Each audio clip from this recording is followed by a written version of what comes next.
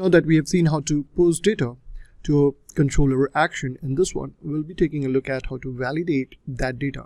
So here in our code, what we have done is we have created a view model. So course view model is the one which we are now displaying to the user.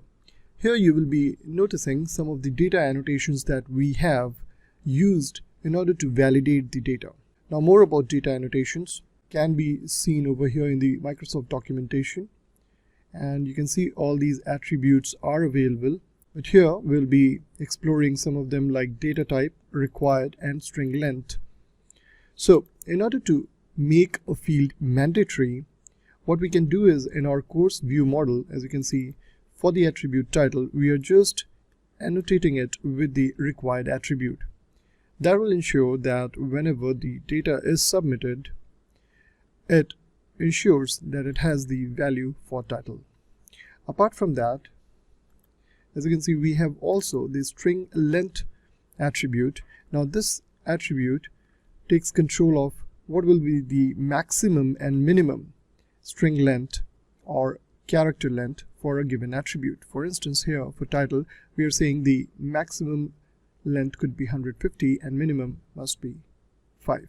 The error message in that case will be shown as title must be between 5 and 150 characters long. Similarly, for the attribute author, we have the required field and then a min length attribute which says 5 is the minimum length, and error message in that case would be author must be at least 5 characters long.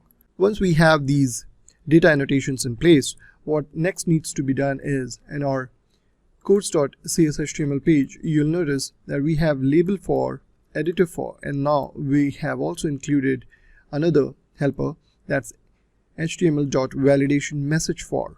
So when we have this validation message for, what it does basically is, you'll see this error message that we have here, that will be shown to the user when they will not fulfill the requirement.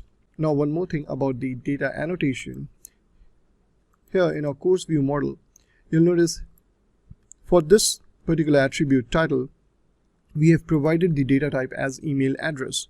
What it does is it accordingly finds out the matching template for that particular attribute. For instance, if I say it as email address, then it will ensure that the title is a valid email address. Similarly, I can go here and change this to the following: date, time, duration, multi-line text, or just a text box.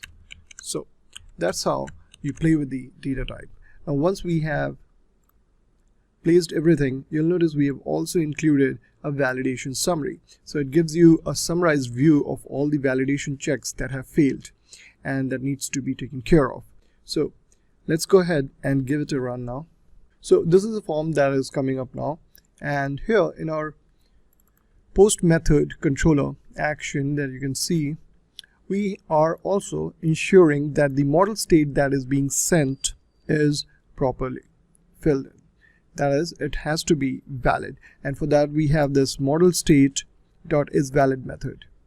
Now this returns true if everything that we have defined in our model is as per our data annotation specifications. Once that matches, it will return this view model, otherwise it will just return an empty view. So this basically gives you an idea whether the model state that is being sent is proper or not, is valid or not. Now let's go ahead and put a breakpoint over here. Next we'll be filling in the form now.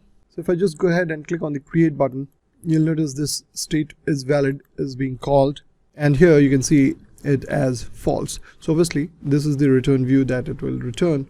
Let's see it in action now. You'll also notice that these validations are firing up now. So here you can see the validation summary, and for individual attributes that we had, course name, it says the course name field is required and the author field is required as well.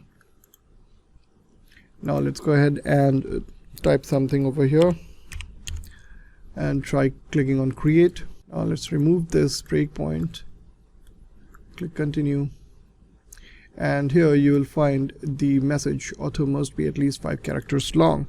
Let's see what is happening behind the scenes by going to the developer tool network tab, and here clicking on create now. You can see it's posting the data with all these attributes along with a request verification token, and then here is the response that we're receiving. Author must be at least 5 characters long. So the server is then sending back the validated data, and the user is able to find out what is exactly going wrong.